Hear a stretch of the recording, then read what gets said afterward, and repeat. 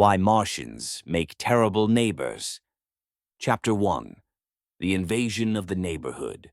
Max Rodwell had always believed suburban life was supposed to be predictable. Lawns trimmed to regulation height, mailboxes painted in neutral tones, and neighbors who waved politely before retreating indoors to complain about each other. That was the natural order of things. So when Mrs. Hamerslow, the self-appointed head of the Cat Lady Gossip Committee, knocked on his door one Tuesday morning, Max braced himself. She never arrived without intelligence. "They're Martians," she whispered, as if the cul-de-sac had suddenly become a Cold War bunker. 7 cats swirled around her ankles like furry storm clouds. "The relocation program. They're moving in next door. I saw the paperwork." Max blinked. "Martians, as in Mars? As in green skin, bug eyes, and probably no respect for property values," she said, adjusting her shawl. "I've already warned the cats." By the time the moving trucks arrived, the entire neighborhood was watching from behind curtains. Max, armed with coffee, took the prime vantage point from his living room window. The trucks hissed open, revealing cargo that looked less like furniture and more like props from a low-budget horror film. Glowing tubes, boiling vats, and a coffin-shaped contraption with antennae were hauled inside. One of the teenagers carried what appeared to be a plasma cannon, though it might have been a lava lamp. The Vajars themselves were unmistakable, elongated bodies, green skin, and eyes so large they seemed to take in the entire cul-de-sac. At once, there was a mother, a father, and 2 teenagers, though the teenagers already radiated the universal aura of "we hate everything." Max decided to be neighborly. He stepped outside, raised a hand, and called, "Welcome to the neighborhood." Mr. Vajar turned, bug eyes narrowing. He raised one long middle finger and delivered a gesture that required no translation. Max froze mid-wave. "Well, that's universal."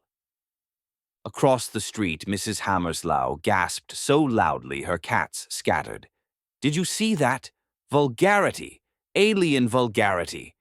Mr. Jenkins, the retired milkman, muttered from his porch. "I knew this would happen. First it's Martians, next it's Venusians. Mark my words, we'll be overrun." The Vajars ignored everyone, continuing their move-in with the efficiency of a military operation. Purple smoke began curling from the chimney before the sun had set. Windows pulsed with red light, casting eerie shadows across the cul-de-sac. Max tried to laugh it off. "It's just cultural exchange," he told himself. "We'll get used to it." But when Mrs. Hamerslow's cats refused to come out from under the bed, and Mr. Jenkins covered his mailbox with tinfoil for protection, Max realized the neighborhood had changed forever. Standing at his window, watching the crimson glow next door, Max muttered, "This is only the beginning." Chapter 2. The Music of Mars. The first night with the Vajars was unforgettable, though not in the way Max had hoped. He had imagined perhaps a polite dinner invitation, a chance to learn about Martian cuisine, maybe even a cultural exchange involving space recipes. Instead, at precisely 11:47 p.m., the neighborhood was assaulted by what the Vajars called music.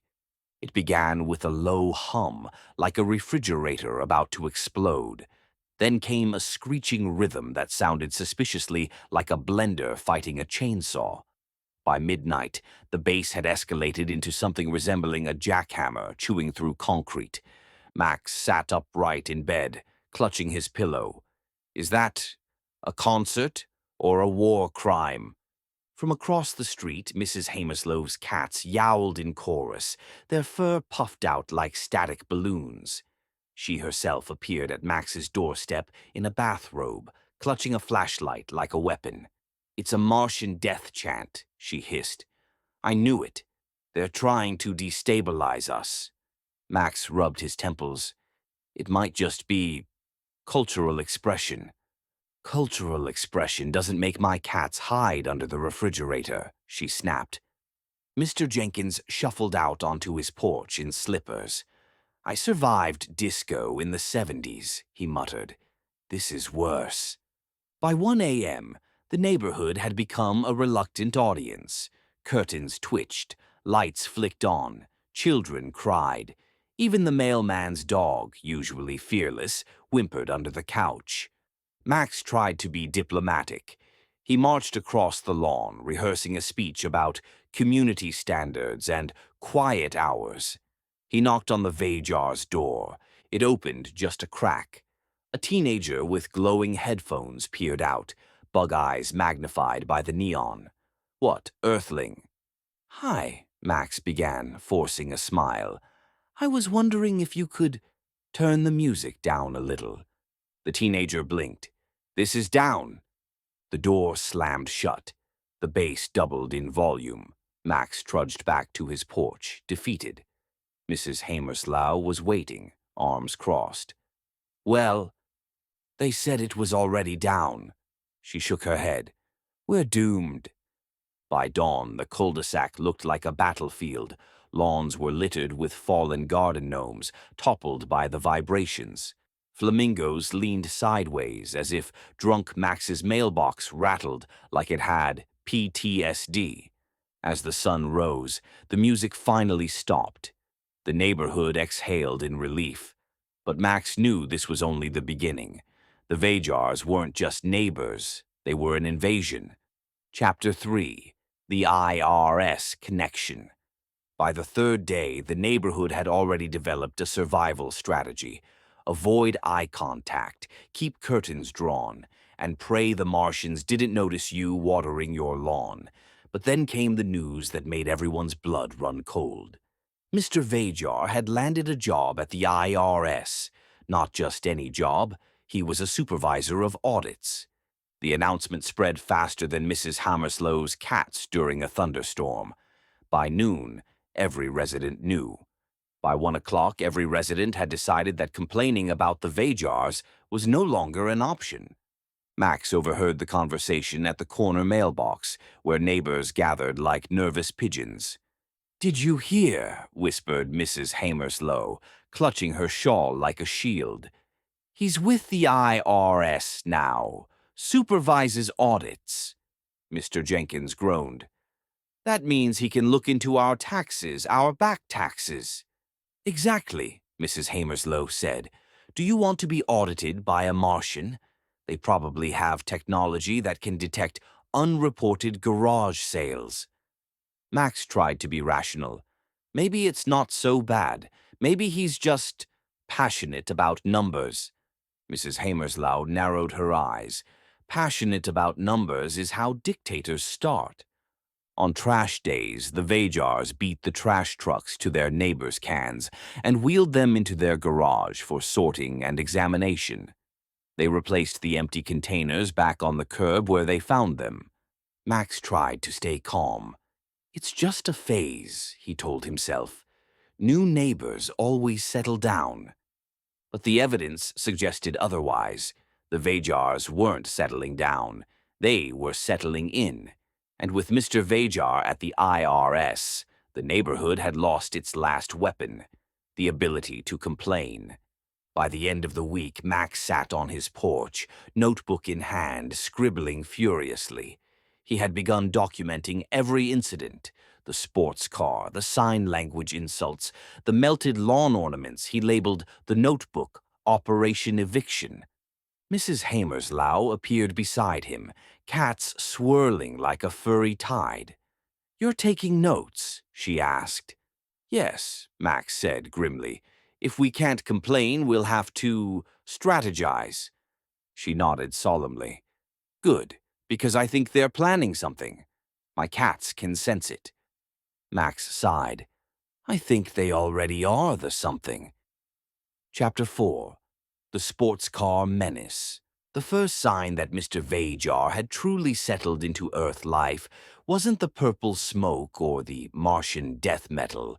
It was the sports car.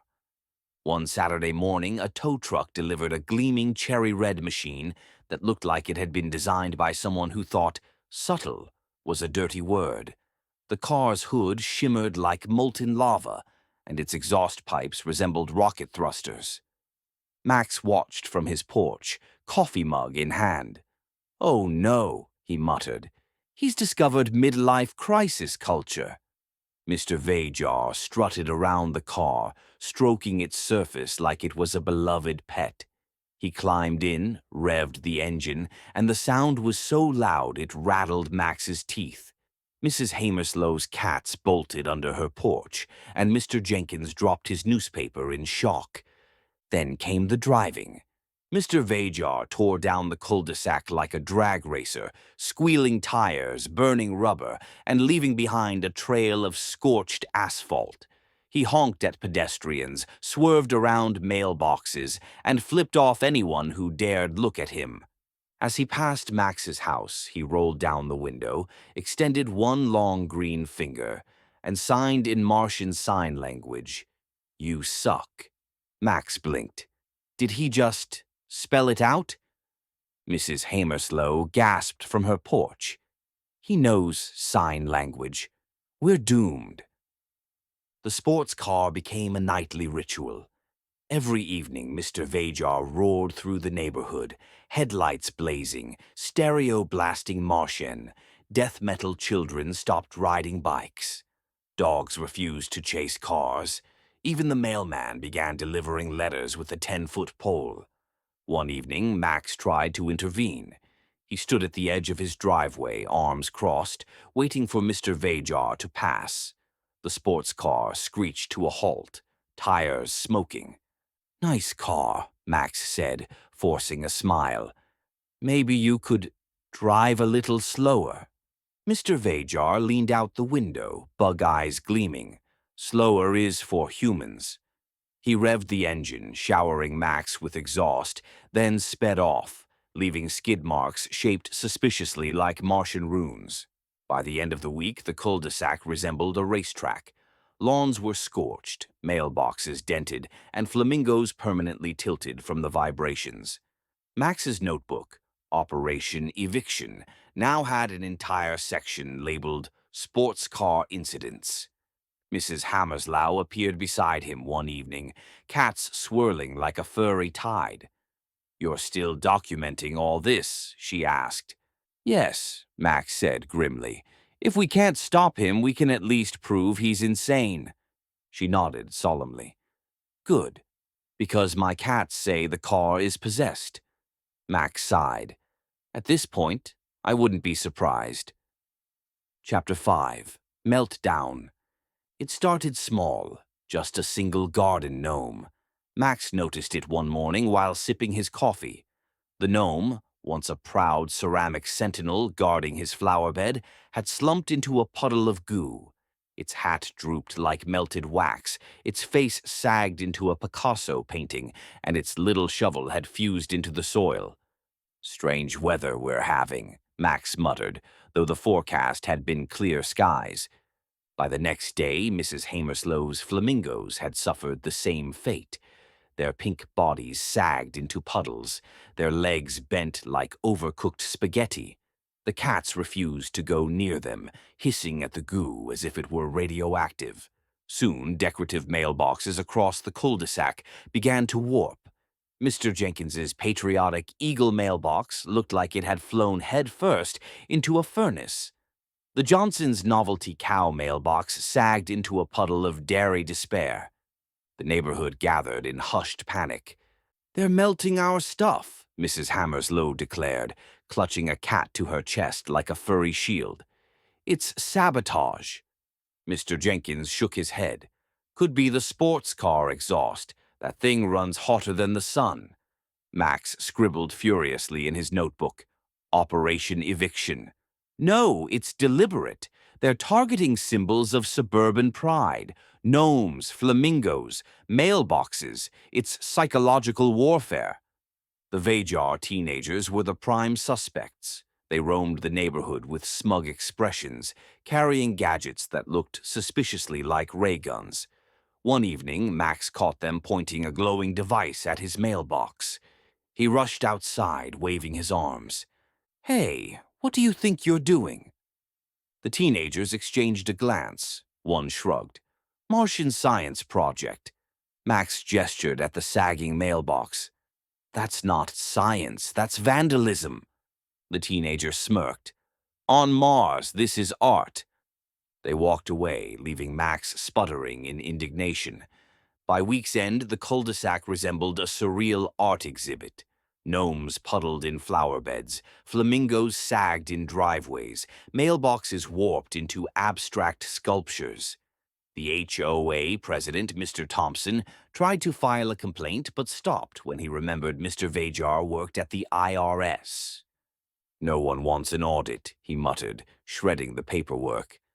Max sat on his porch, staring at the goo that had once been his gnome.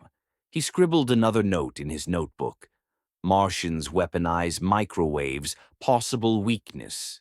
Disco music. Chapter 6. The Gossip Committee Strikes Back. By now, the cul-de-sac had reached a breaking point. The melted lawn ornaments, the midnight Martian death metal, the sports car menace. It was too much for even the most tolerant suburbanites. And when suburbanites reach their limit, they do what they've always done. They form a committee. Mrs. Hamerslow, naturally, was the chair. She summoned the neighbors to her living room, which smelled faintly of catnip and a dozen potty boxes. 14 cats perched on shelves, armrests and countertops, glaring at everyone like furry security guards. We are under alien occupation, she declared, slamming a binder labeled Neighborhood Defense Protocols onto the coffee table. If we don't act now, we'll lose everything. Our lawns, our mailboxes, our sanity. Mr. Jenkins raised a hand. What exactly do you propose? We can't call the police. They'll just laugh at us. And we can't complain to the HOA. Thompson shredded the paperwork after he remembered the IRS connection. Mrs. Hamerslow's eyes gleamed. We fight back with what we have. Gossip. Max frowned. Gossip? That's your plan? Don't underestimate gossip, she said. It's the most powerful weapon in suburbia. It can ruin reputations, topple bake sales, and destroy PTA presidencies. If we spread the right stories, maybe the Martians will leave on their own. The neighbors murmured in agreement. Mr. Jenkins suggested they start with rumors about the Vajar's sports car being stolen property. Mrs. Patel proposed whispering that the purple smoke was toxic. Mrs. Hamerslow herself began drafting a narrative about the teenagers running an underground ray gun ring. Max listened, skeptical. You really think gossip will scare them off? They don't even seem to care what we think. Mrs. Hamerslow leaned forward, cats bristling around her. Oh, they care. Everyone cares. Even Martians. Trust me. The committee sprang into action. By the next morning, whispers spread like wildfire. At the grocery store, people muttered about the Vajar's illegal experiments. At the post office, rumors circulated that Mr. Vajar's IRS job was a cover for intergalactic tax evasion. By the weekend, even the children were whispering that the Martian teenagers had melted Santa Claus. But the Vajars remained unfazed. Mr. Vajar continued his nightly sports car laps, flipping off pedestrians with gusto. The teenagers kept pointing glowing gadgets at mailboxes. The purple smoke thickened. Max sat on his porch, notebook in hand, watching the chaos unfold. Mrs. Hamerslow appeared beside him, cats swirling like a furry tide. Well, she asked, is it working? Max sighed. If anything, they seem more entertained. I think they like being villains. Mrs. Hamerslow scowled. Then we'll escalate. Gossip is only the beginning. Max scribbled another note in his notebook. Neighborhood has gone full Cold War. Cats possibly spies. Chapter 7. Max's Breaking Point. By the second week, Max Rodwell had reached the end of his patience. The Gossip Committee's weaponized rumor campaign had fizzled. The melted lawn ornaments were multiplying, and Mr. Vajar's sports car had carved permanent skid marks into the cul-de-sac. Max sat at his kitchen table, surrounded by stacks of books he'd ordered online. Survival tactics for beginners, alien weaknesses, a field guide, and how to evict neighbors without getting sued. His Amazon recommendations now included Top 10 Flamethrowers and Disco Revival, the Bee Gees collection. He rubbed his temples. I can't live like this. I need a plan. That evening, he attended another emergency meeting at Mrs. Hammerslow's house. The cats were restless, pacing the room like furry generals. Mrs. Hammerslow slammed her binder onto the table. New strategy, she announced. We escalate the gossip. We'll spread rumors that the Martians are running a pyramid scheme, or maybe that they're hoarding toilet paper. Max raised a hand. With respect, gossip isn't working. They don't care what we think. They're Martians. They probably don't even understand the concept of shame. Mrs. Hammerslow gasped. Everyone understands shame. Not them, Max said firmly. We need something stronger, something tactical. The room fell silent. Mr. Jenkins leaned forward. What do you mean by tactical? Max hesitated, then pulled out his notebook labeled Operation Eviction. Pages were filled with diagrams, lists, and hastily scribbled notes. I've been studying their weaknesses. Garlic doesn't faze them. Cats don't scare them. But I think disco might. Mrs. Patel frowned. Disco? Yes, Max said, warming to his theory. Their music is chaotic, mechanical. I tested a Bee Gees track last night, and the purple smoke from their chimney flickered. I think they can't stand rhythm. It confuses them. The neighbors exchanged uneasy glances. Mrs. Hammerslow adjusted her shawl. You're suggesting we fight Martians with disco? Max nodded. Exactly. If we blast Stayin' Alive at full volume, maybe we can drive them out. Mr. Jenkins muttered, I survived disco once. I can survive it again. The committee wasn't convinced, but Max didn't care. He had reached his breaking point. He would no longer rely on gossip or committees. He would take matters into his own hands. That night, Max stayed up late, sketching battle plans. He envisioned fog machines, strobe lights, and a neighborhood flash mob armed with Bee Gees records. He rehearsed his battle cry in the mirror, You should be dancing. As the Martian death metal blared next door, Max whispered to himself, This ends soon, one way or another. Chapter 8. Reconnaissance. Max Rodwell had always considered himself a law-abiding citizen. He paid his taxes, trimmed his hedges, and only jaywalked when the crosswalk light took too long. But desperate times call for desperate measures, and living next to the Vajars had turned him into something he never thought he'd be. A spy. Armed with binoculars, a notebook labeled Operation Eviction, and a thermos of coffee, Max set up camp behind his living room curtains. He told himself it wasn't snooping. It was reconnaissance. After all, if the government could monitor Martians, why couldn't he? The first discovery came quickly. At precisely 2:13 a.m., the Vajars gathered in their living room, levitating 3 inches off the ground while chanting in unison. The sound was somewhere between Gregorian chant and a malfunctioning dishwasher. Max scribbled furiously. Family meetings involve levitation, possible weakness, gravity boots. The second discovery was culinary. Through the kitchen window, Max observed the family eating glowing cereal that pulsed like neon. Every spoonful lit up their bug eyes like headlights. He wrote, Diet consists of radioactive breakfast, potential vulnerability, lactose intolerance. The teenagers were the most puzzling. They spent hours pointing gadgets at random objects, mailboxes, flamingos, even Mrs. Hammerslow's cats. One evening, Max watched them aim a glowing device at his garden hose. The hose immediately coiled itself into a knot, spraying water everywhere. He added, Teenagers weaponize household items. Avoid leaving lawn furniture unattended. Max wasn't the only one watching. Mrs. Hamerslough had stationed her cats as scouts.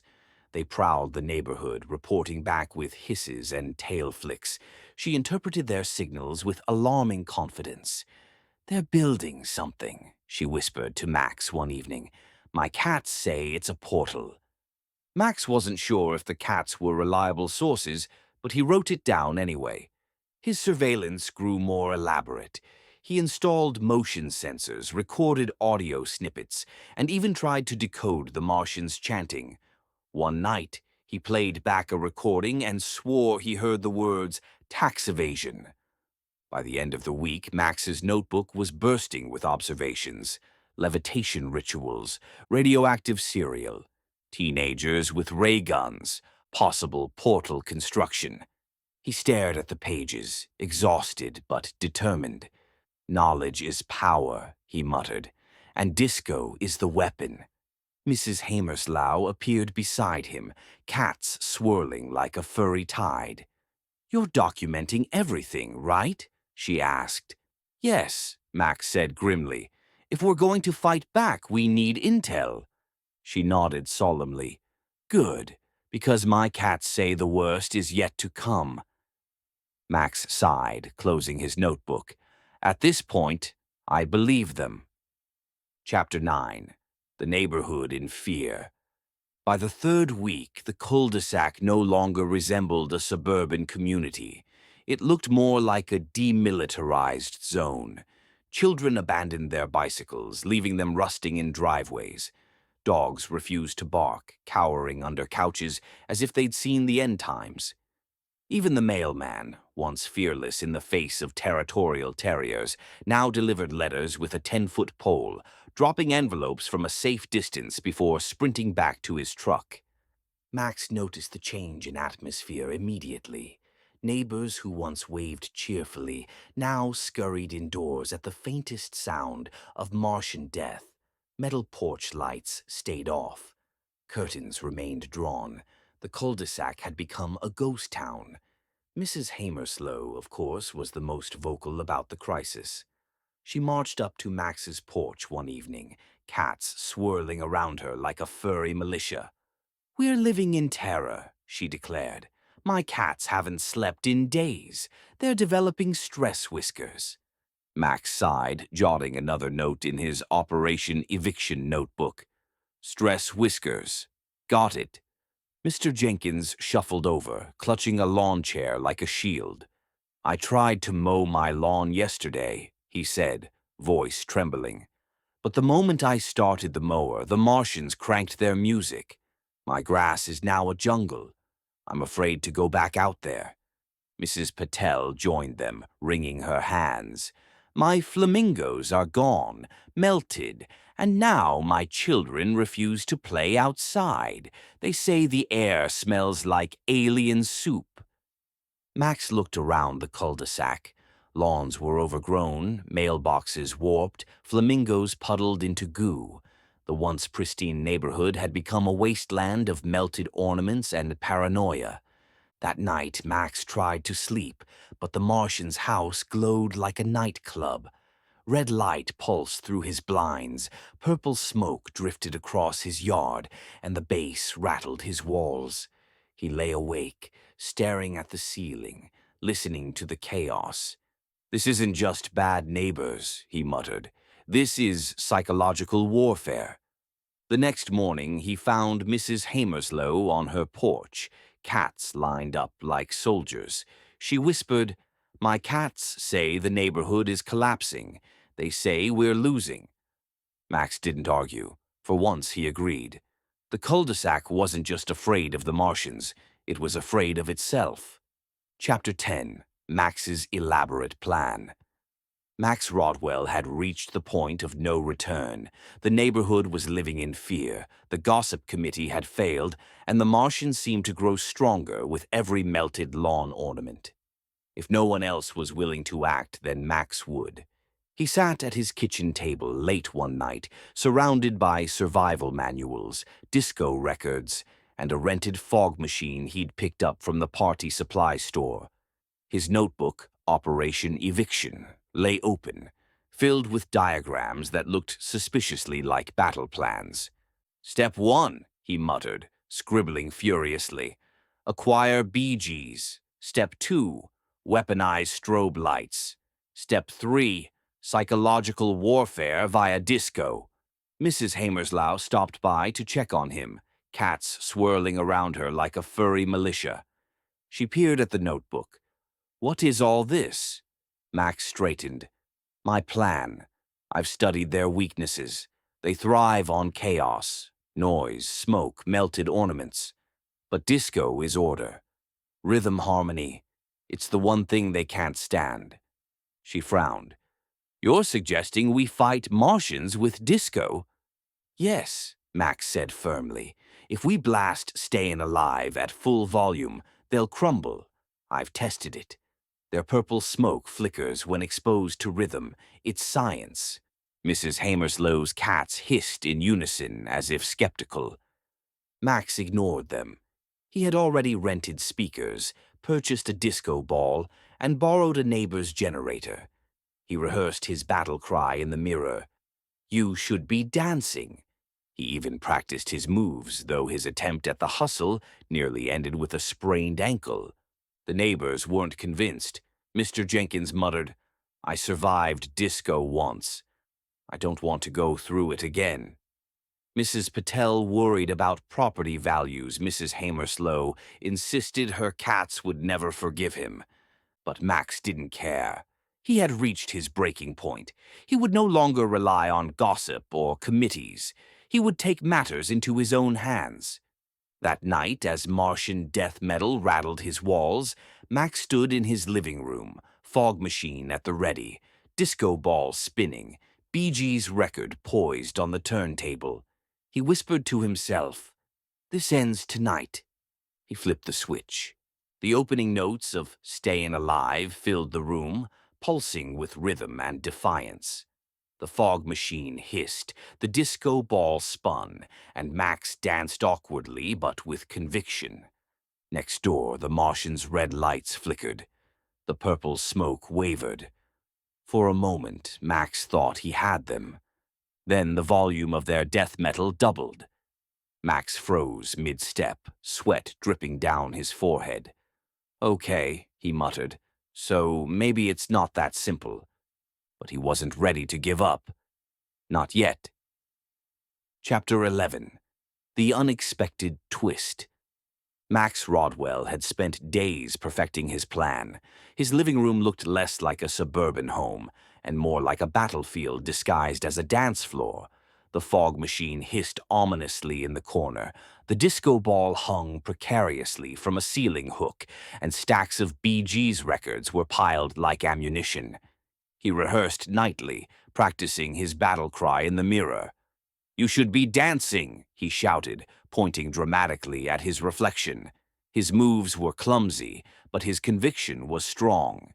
He was ready. On Friday evening, Max stood at his window, waiting for the Martians' death metal to begin. He had the turntable primed, the speakers wired, and the fog machine loaded. Tonight he would unleash disco justice, but instead of chaos, he saw moving trucks. Max blinked. Wait, what? The Vajars were hauling their bizarre furniture back outside, glowing tubes, bubbling vats, and the coffin with antennae contraption. The teenagers carried boxes labeled in Martian script. Mr. Vajar strutted around, barking orders, while Mrs. Vajar supervised with bug-eyed disdain. Mrs. Hamerslough appeared on Max's porch, cats swirling like a furry tide. "They're leaving," she whispered, eyes wide. "The Martians are moving out." Max lowered his disco record, stunned. "But I had a plan. I was ready." Mr. Jenkins shuffled over, lawn chair in hand. "Looks like you won't need it. They're packing up." The neighborhood gathered cautiously, peeking from behind curtains and hedges. Relief spread like wildfire. Children cheered. Dogs barked again. Even the mailman delivered letters without fear. As the last box was loaded, a local news crew arrived to cover the failed relocation experiment.